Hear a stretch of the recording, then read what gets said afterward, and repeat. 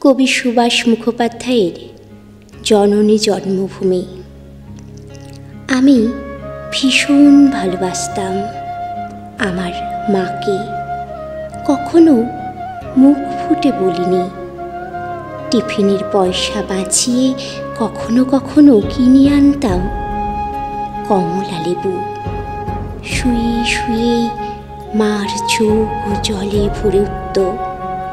আমার ভালোবাসার কথা মাকে আমি কখনো মুখ ফুটে বলতে পারিনি। হে দেশ, হে আমার জননী, কেমন করে তোমাকে আমি বলি, যে মাটিতে ভর দিয়ে আমি উঠে দাঁড়িয়েছি, আমার 2 হাতের 10 আঙুলে তারই স্মৃতি।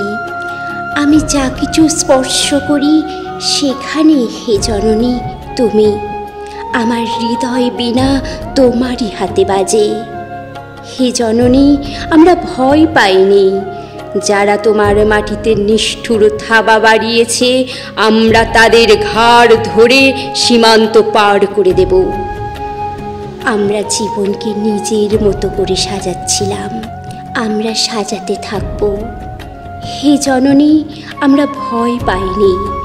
যজ্ঞে বিঘ্ন ঘটেছে বলে আমরা বিরক্ত। মুখ বন্ধ করে অক্লান্ত হাতে হে জননী, আমরা ভালোবাসার কথা বলে যাব, আমরা ভালোবাসার কথা বলে যাব, আমরা ভালোবাসার কথা বলে যাব।